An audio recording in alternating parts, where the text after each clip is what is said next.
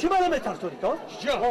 آیسه خواندم میانش خواندم تش خواندم سودا چی میترسونی؟ تو من کی میترسی؟